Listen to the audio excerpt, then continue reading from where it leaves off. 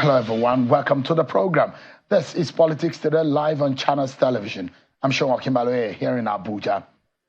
Let's begin the conversation tonight on telling you about the situation in respect of what we could be seeing in the coming days in Nigerian universities. The Nigerian Labour is supporting the ongoing strike by the non-academic staff union of educational and associated institutions of the Senior Staff Association of Nigerian Universities, SANU, and NASU, and has demanded an immediate payment of the withheld salaries of the aggrieved workers. A statement released by the NLC President Joe Ajaero says that there have been no credible reason or explanation for withholding those salaries in the first place, and is asking the affiliate unions, the non-academic staff, that is the NASU and SANU in the Nigerian universities, to go ahead in demanding the immediate payment of the withheld salaries of their members. The SANU and NASU had previously, in the last few days, warned the federal government to yield to their demand, or else they will go on a nationwide strike, shutting down the 7-day warning strike, shutting down activities in the Nigerian universities.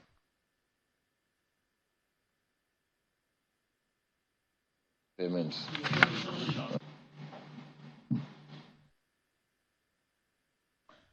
Well, then our attention today is going to be on Kaduna State, and we're looking for solutions. And that's why we'll be speaking with the Chief Security Officer of Kaduna State in the attacks that we saw in Kaduna local government, one yesterday, another one today. And we've seen the Chief of Defense Staff, the Inspector General of Police visiting the area. What can we learn? What do we know? How are they planning to tame what has become a scenario that is concerning? So tonight, we get all of the answers that we're seeking. So stick around with me. But first and foremost, let's start you with some of our political roundup stories.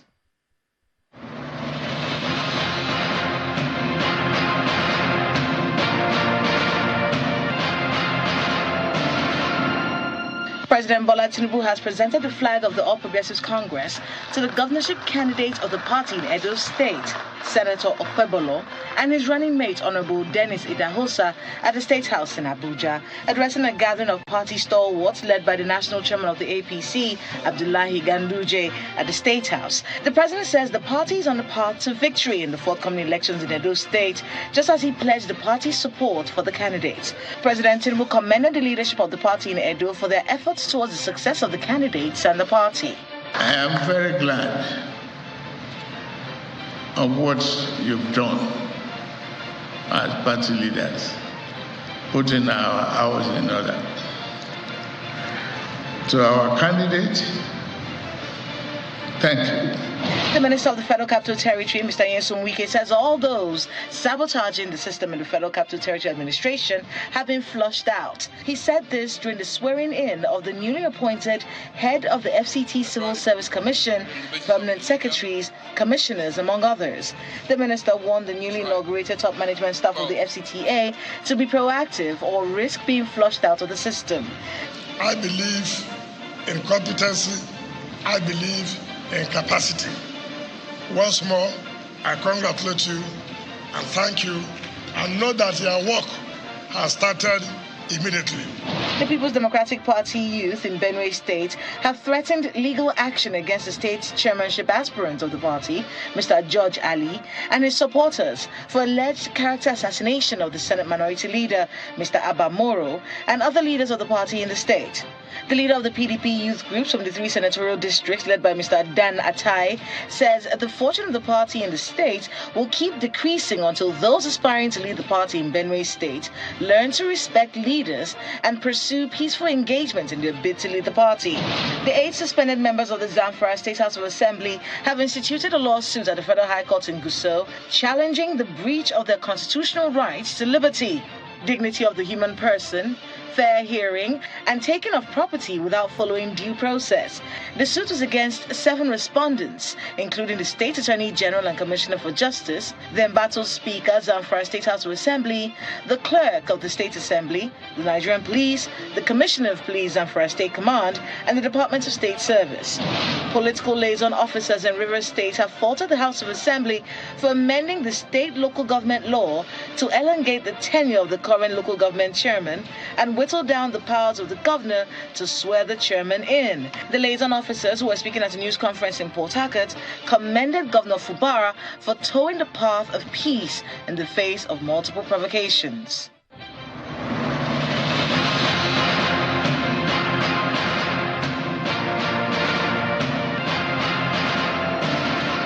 There you have it, everyone. You've been served with your political roundup stories, and I guess you've been up to speed now. So let's get to face on square on the major conversation for today. And let me give you the story. The 87 people were said to have been reportedly abducted by bandits who attacked the Kajuri Station community in the Kajuru local government area of Kaduna State. The bandits were said to have looted some shops and houses in the community. The attack occurred yesterday evening, just a day after 14 people were said to have been kidnapped by bandits at the Dogonoma community, also within Kajuru local government area. Police authorities in Kaduna State are yet to confirm the latest attack. However, the chairman of the Kajuru local government area, Ibrahim Gajere, told Channel Television that the bandits invaded the Kajuru Station community at about 9 p.m. last night and took away many residents. He lamented that the constant attacks on Kajuru have left many residents in fear and panic. We've seen some of these attacks, and now we've seen some visits to that area. For example, the Chief of Defense Staff has visited Governor Ubasani, and with a way of finding a permanent solution to the situation in Kaduna State that has left many abducted and citizens of different states also in panic. And of course, we also saw the visit of the Inspector General of Police last week. Some members of the National Assembly had also visited the governor in a way to commiserate and also lend their voice in helping or finding lasting solution to the abductions that have been experienced in the past days. Troops are already moving to check out what's really going on there. But we just want to assure the citizens that, sometimes terrible things do happen, but these are things that will make us stronger. What we require is that all Nigerians should put hands together, support the military and other security forces. We are working tirelessly to ensure that we stop these acts of criminality.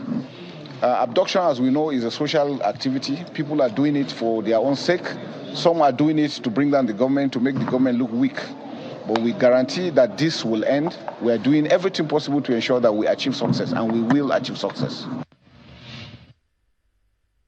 Let's get a sense of what is going on. The governor, Senator Obasani, will be speaking with us on the program. Let's get a sense of what is happening on the ground. But before I get the governor right to speak with us, let me give you an understanding. Kaduna State, in terms of landmass, is the fourth largest.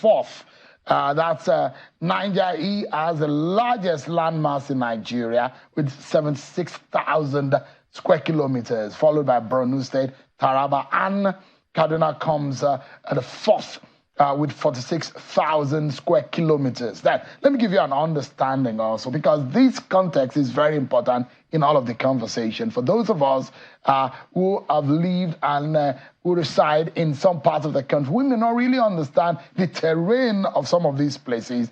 Maybe we might be able to gain some understanding of what the battle really is and how we can solve this problem. Now, Kaduna State, of course, has that huge landmass, and it has the highest part of the Nigerian plain. Kaduna State is thought to have a huge land area, the Sudan Savannah, which contains trees and shrub, and is what gives Kaduna State its distinctive vegetation. The state is bordered by hills and forests around it, and of course the mountains, which also serves, and the rivers also, which serves as waterway, is located in the heart of the northwestern region of the country. And in the past few years, there's been some of these abduction and attacks by some of these bandits who have now used and taken advantage of the huge vegetation in that area as hiding spot when they do the abduction. Senator Ubasani, who is the executive governor of Kaduna State, joins us live from Kaduna. Thank you so much, Your Excellency. And our heart goes out to the victims of these abductions and their families who have now been left in this kind of quagmire, and emotions are, of course, very high right now. But give us an understanding. The latest that we're hearing, apart from what happened in Shikun, specifically in Kurewa School, where 287 persons were abducted. Kajuru is the latest. Yesterday and then today, what is the update? What do we know now? Thank you very much, Sean, for having me. You said it all. Before, you made your own analysis, even before asking me a question. So I believe that, like you said, Kaduna, we have a lot of borders with states that have a large forest. Like we have a border with Niger State through Beningwari local government, Mokwa. Then Niger State is one of the largest forests we have in the country. Then we also border Katsina, we border Zamfara, and of course from southern Kaduna we bordered Nasarawa, and to some extent, so these are the states actually that we bordered. And if you look at the borders, you will agree with me that the large forests around those areas where when this incident happened, we sat down many times with the service chiefs, both the chief of the air staff, the chief of army staff, the inspection of police, the NSA, the chief of defense staff. I met all of them, and I can say that all of them visited Kaduna, and we sat down. Apart from that, I also visited them. So we're looking at the situation critically, and of course, you'll agree with me that most of these incidents happen now around the northwest because of the borders we share with Zamfara. Some months ago, it was Zamfara State and Katsina State. Now it's Kaduna State. A few months ago also was Niger State. So I think, like I said, it must be a holistic approach. There must be a regional approach to this issue. And of course, we sat down with National Security Advisor just a few days ago, with all the service chiefs were there also, and the Director General of the SSS, as well as the Inspector of Police, and northern governors. We look at the issue critically. We came up with some ideas on how this issue can be tackled. And we also agree that security issue is everyone's responsibility. But again, we also lamented the problem we're having of lack of boots on ground. You will agree with me that the number of military we have, the armed forces generally in Nigeria, are less than 200,000 as we're speaking. And of course, the entire number of the police in Nigeria are less than 400,000. And we're a country of over 230 million. In my opinion, I don't think we have enough boots to be able to cover most of these ungoverned territories or areas within our country, particularly northwest and some part of the north central, as well as the northeast, and even other part of the country. So these are the issues, and of course, like I said, we've been working closely with the relevant security agencies. Even today, the Chief of Defense Staff visited Kaduna. And of course, you know that the Chief of Defense Staff is from Kaduna State. And there are a lot of attacks also in southern part of Kaduna, where the Chief of Defense Staff comes from. So he's also worried. And I made it clear to him that we need more boots on ground.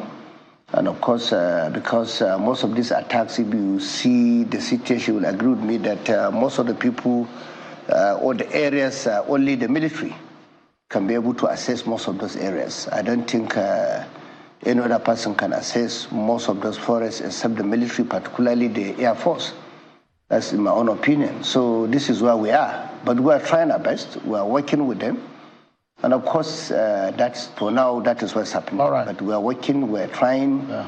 Your Excellency, give us an understanding. The Kajuru attacks of yesterday and today, are there confirmations? Can you speak authoritatively on what happened? How many persons, the figures of those persons have been taken? I cannot speak authoritatively because I don't believe in speculations, because security issue is something that we must be careful about. Because you see, only last week I made it clear to the media to be very careful because this issue of being very sensational, the way they report these issues are really unfortunate. Because only this morning, before this interview, he was having conversation with the Commissioner of Police, the GOC, One Mechanized Division, as well as the Director SSS. Even until this moment, we have not been able to have the actual number of people. So, but media will quickly call people within a particular community that have no information, they don't know anything about the situation, and they will just mention numbers and you go to press. So for me, in my opinion, that has to stop. We should allow the security agencies to come with the verified information before we go to the media. And you'll agree with me, even as a governor sitting here, you know the Constitution very well because I'm a lawyer. Even myself as a governor, I don't have the powers to instruct even the GOC, or to give orders to the Chief of Army Staff, or to give order to the Commissioner of Police, or even to the IG of Police. So we have to rely on them to give us information. And of course, the only thing I can do was what we did last week, when the IG came and I pleaded with him to be able to set up a mobile base in Kuriga, and he obliged. And as we're speaking today, he sent some numbers of mobile with an APC to come to Kaduna to also look at the situation critically. So for me, it's something that we will continue to talk to the security agencies, we will continue to talk to the Army, the Air Force, the police, and of course, where they need support, we give them the support. Where they need our cooperation, we give them the cooperation. But like I said, they have their own position. I mean, one will wonder that things are really getting out of hand. And as a governor, you must be very tired of these attacks. I'm not sure this is what you bargained for. If you're thinking about governance and development in your state, this could be very distracting, and it's very concerning too. But apart from what the federal government is doing, as a state which has its own territory and it has its own sort of sovereignty within the federation, what are you doing differently from what the federal government, what initiative is the state government putting in place to secure its own people as a first line of defense before the federal government? No, we're trying our best. Like you know, every state governor can only rely on the vigilance service we initiated. But of course, you know very well the vigilance service we have, they cannot carry AK-47. They can only work with pump action. And most of these bandits, they attack with AK-47 and some sophisticated weapons. So that is where we are. And this is the concern we all raised when we met the National Security Advisor last week. So this is a position. But I will not sit down here and really tell you everything we're doing in terms of our security, because like I don't want to politicize the issue of insecurity in Kaduna State, because you see, but I want to jump because you make a very authoritative statement. Maybe you are not following what is happening in Kaduna. Even today, we came out with a very audacious intervention, and the people of Kaduna State are happy. Of course, we are trying to see what we can do to resolve the issue of insecurity. Like I said, we are talking to the service chiefs. The Chief of Defense Staff was here today, but that has not stopped Kaduna State from working. We are not going to give up. Today, we came up with 11.4 billion empowerment program that at least 2 million underserved, underprivileged and poor people in Kaduna will benefit. I can tell you that about almost 10,000 SMEs benefited to the tune of 4.2 billion in Kaduna State today. Again today, about 8,000 households also benefited with the tune of 50,000 naira each. The SMEs, some gets up to about 100,000, some 500,000, some 1 million naira to be able to improve their businesses. Because for me, governance is about supporting small businesses, improving the level of their economic prosperity. That's what we've done. And you might be, I don't know whether you've also followed what we are doing in Kaduna. Only 2 days ago, we were able to do a groundbreaking of 327 kilometers of roads in 3 different local governments, Kaduna North, Igabi local government, as well as Chuku local government, that will also create jobs to the tune of thousands of our people. Our people are very resilient. They are determined. You might know that Kaduna, all of us are working close together. We believe in our own state. That's the reason why, as a governor, I'm also working to ensure that we develop our state. The issue of insecurity, Kaduna State people are aware that as a governor, I have my limitation. They are also aware that when I was in the Senate, I was the senator that sponsored the bill to create state police in Nigeria, because I was raising this issue since I was in the Senate. And the Kaduna State people followed me in the Senate. That is why they elected me to be their governor. They know my track record. They know what we are doing. So it may interest you to know that even today, we're able to at least supported our, what do you call it, our pensioners, with at least 3.3 billion that we paid our pensioners. We pay death benefit and gratuity to our very senior citizens of Kaduna State who have worked with Kaduna State government and retire. So that's what, and the total intervention is 11.4 billion. So that's what is happening. Yeah, Governor. Of course, we are not just sitting down. We are not sitting down doing nothing in Kaduna. It may also interest you. We are doing a lot in terms of developing our educational standard in Kaduna State. That's the issue. But when we are doing that, like I said, even today, the Chief of Defense Staff came to meet me. He came with his own ideas. He agreed with me that the issue of security is an exclusive issue that has to do with the federal government. We are supporting what they are doing, but we'll continue to support them. But they all agree that we are lacking boots on ground. And that's the reason why, for instance, they're talking about Kajuru. It may interest you to know that when the DSS gave us the report that most of these areas were vulnerable, we reported to the military. But of course, I agree with them that they don't have enough boots on ground. That's why they could not be able to cover that area. So there must be an effort to find a solution to this problem, and it must be collective. You can also come up with your own idea, because they are Nigerian.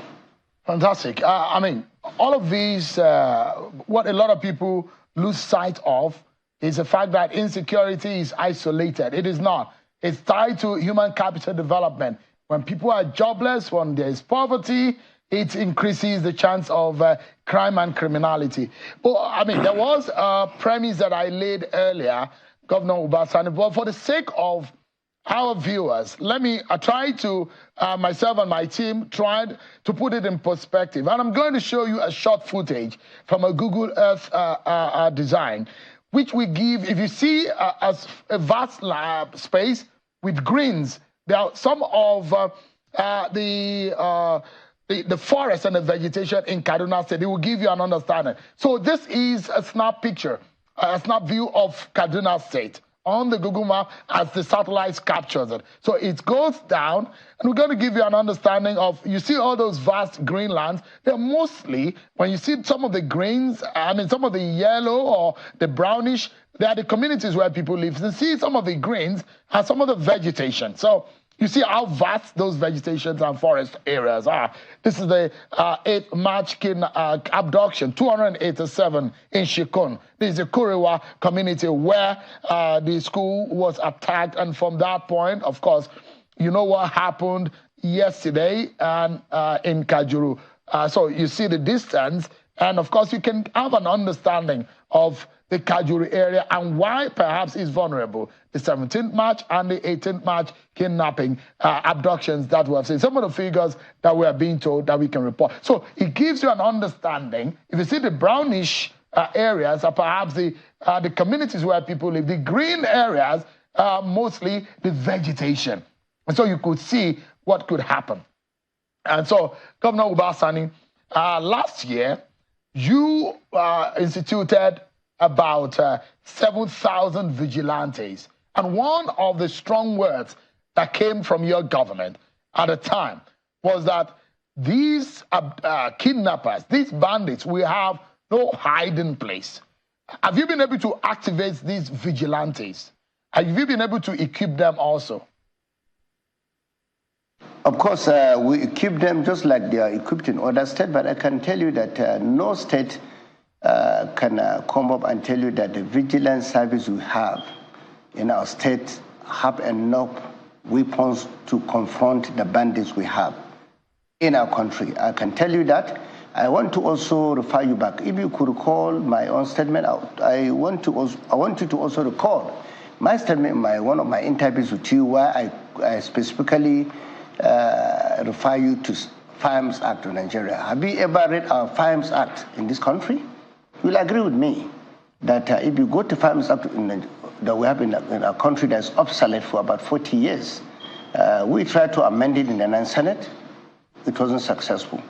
You will agree with me that vigilance service in Nigeria, wherever they are, they cannot hold AK-47. The only person that can give you a license to hold AK-47 in Nigeria is the President of Nigeria.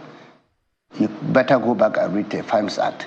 And you come back to me to agree with me that all the vigilance service we have, we can only equip them with pump actions. And these bandits that came to Kuriga, I was there personally to see the community. I sat down with them. What did they tell me?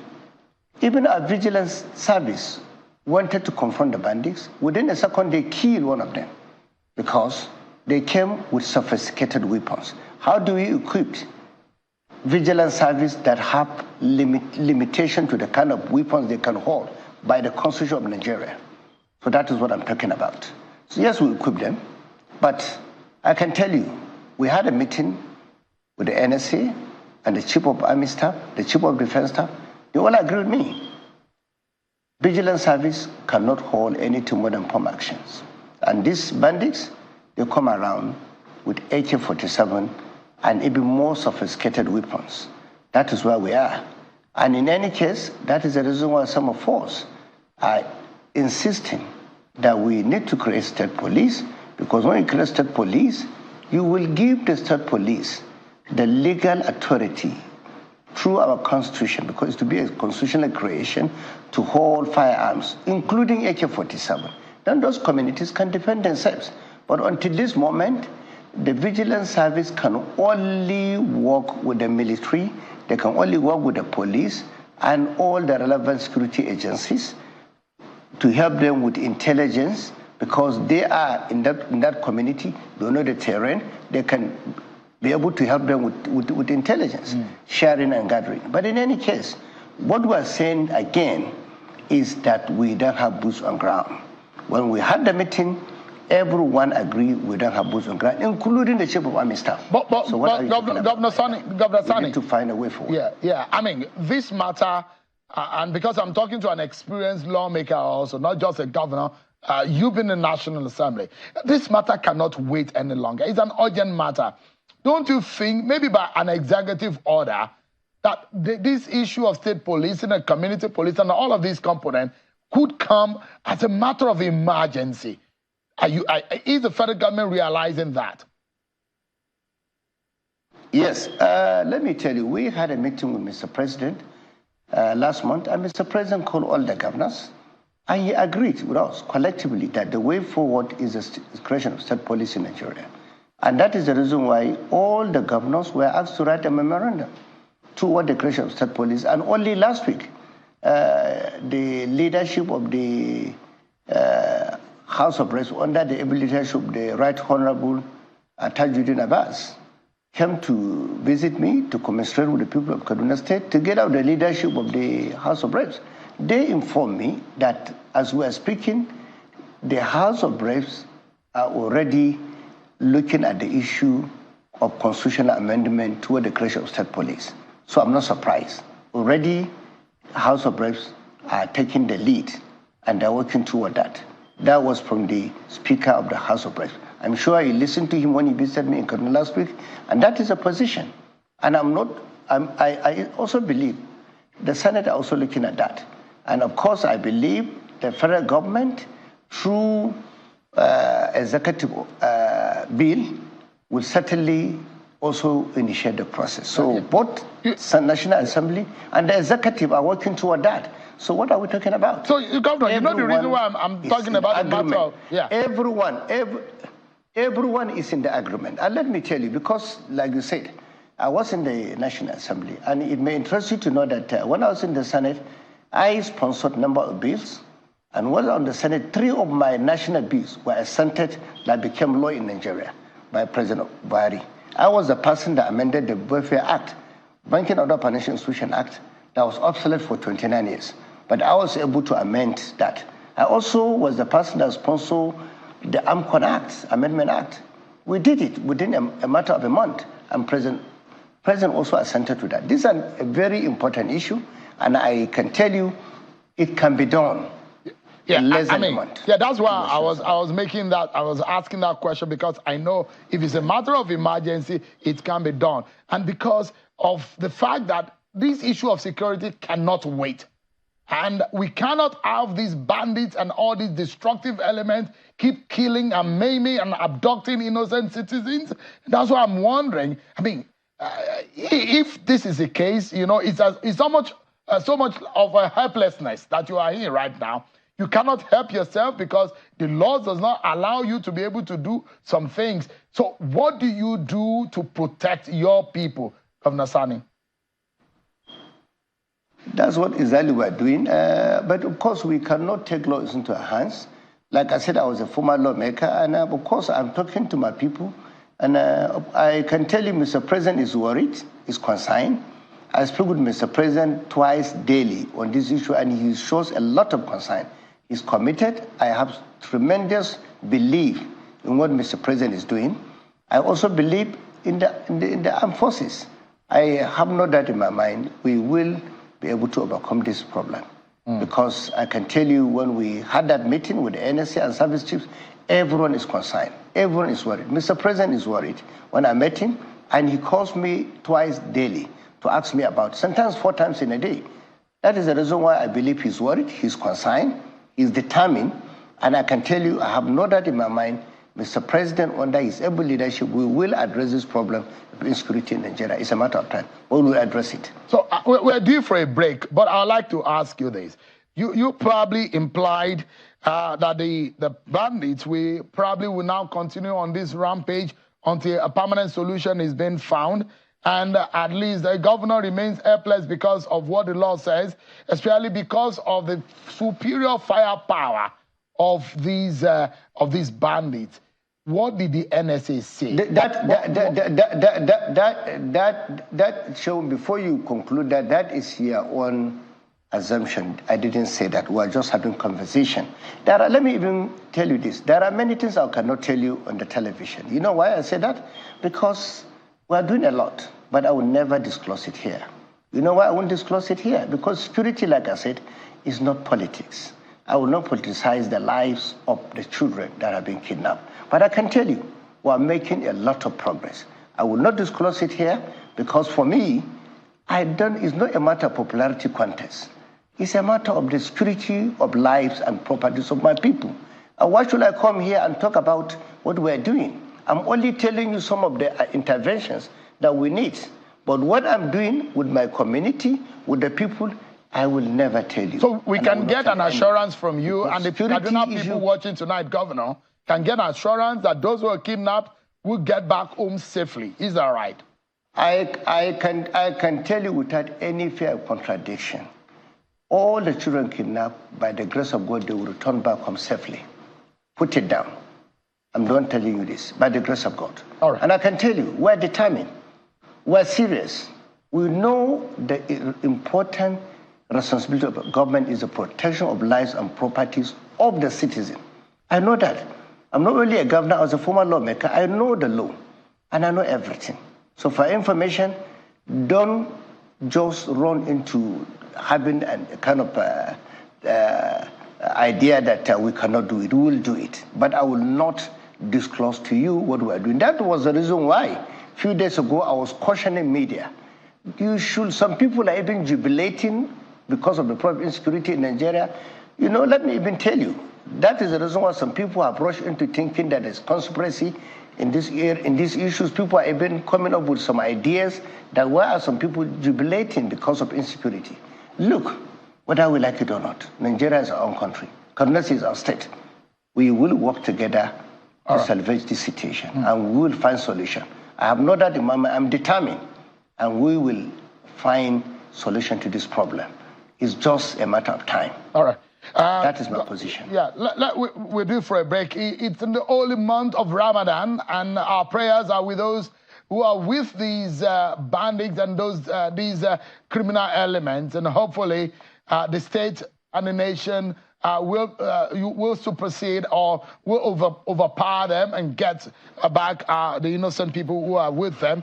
But we'll go on a break. But when we come back, our conversation will continue with Governor Uba Sani, and it's about the security of the nation, especially as it concerns Kaduna State. They're seeing this spate of attacks in the past days.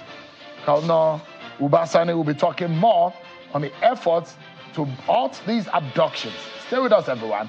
We'll be right back. Thank you so much, everyone.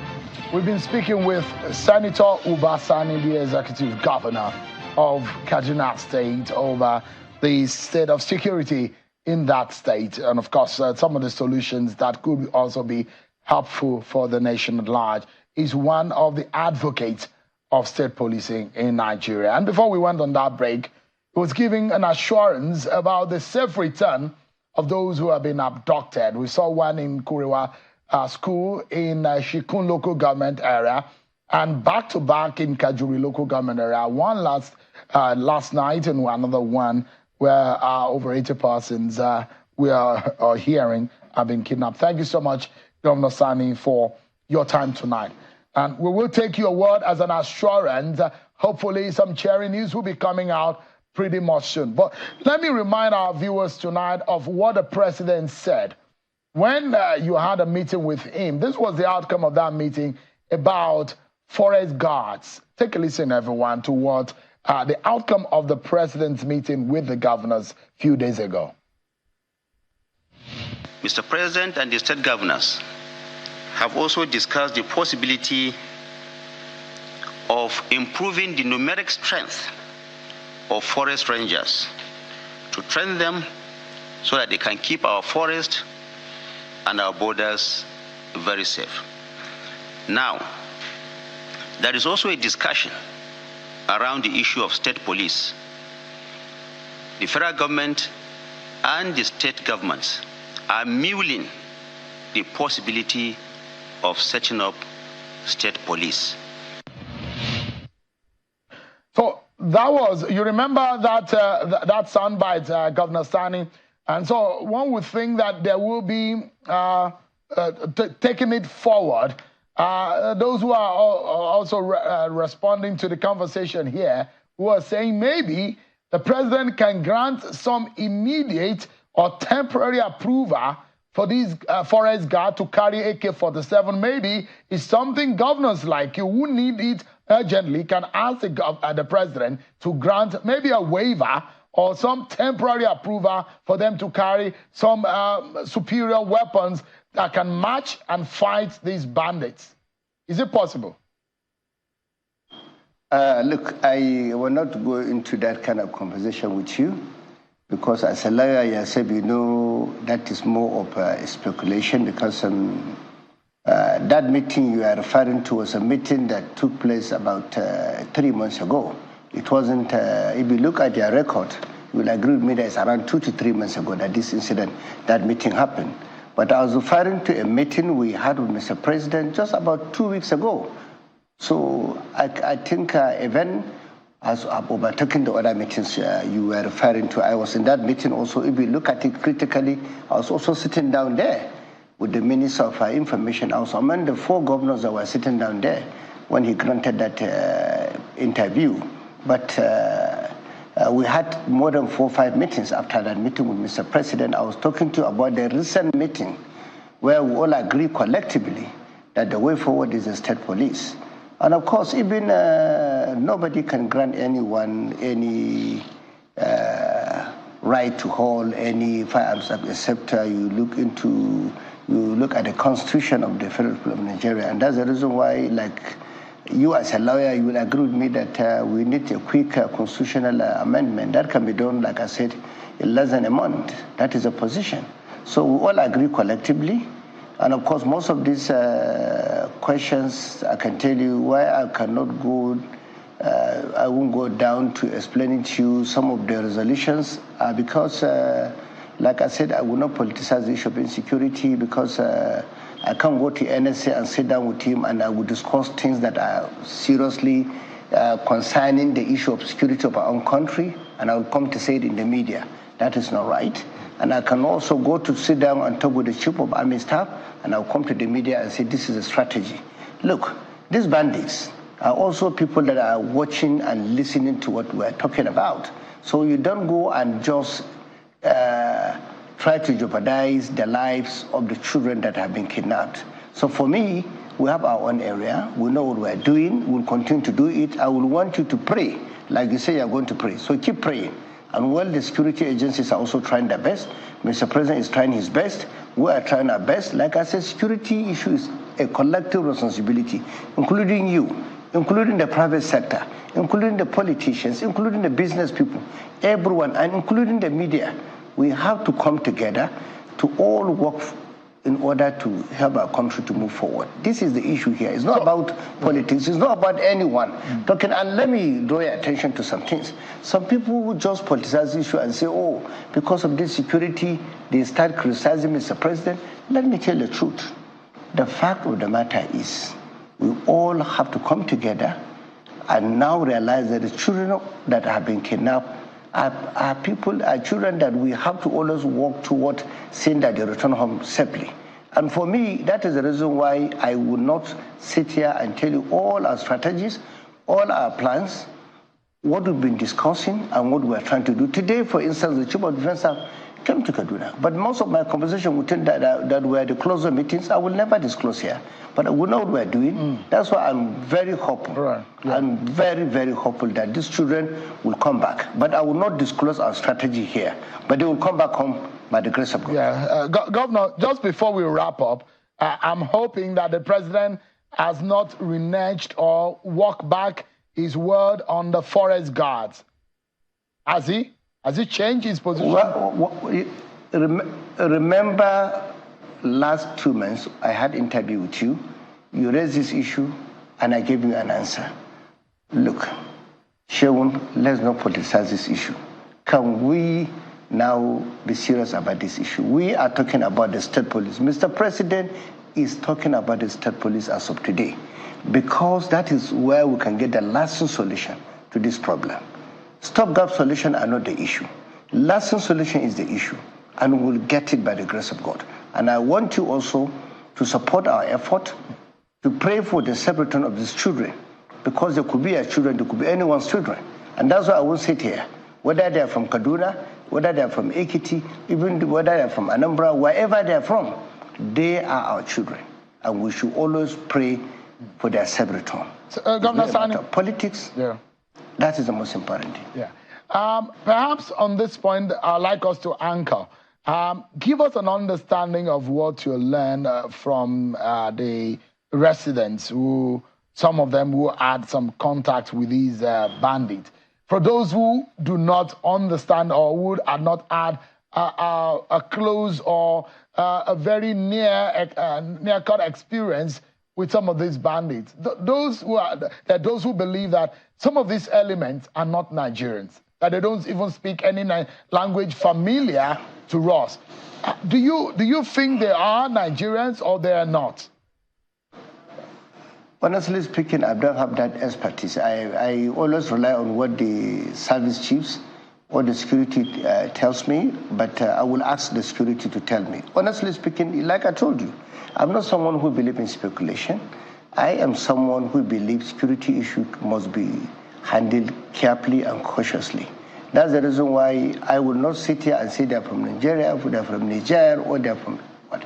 All I believe is we will defeat them by the grace of God. Wherever they're from, for me, there are people who must defeat by the grace of God.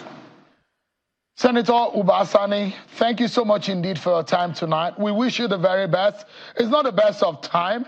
And when things improve, of course, definitely we will all be happy, because what we're praying for as a people in this country is the safety and the prosperity of our country.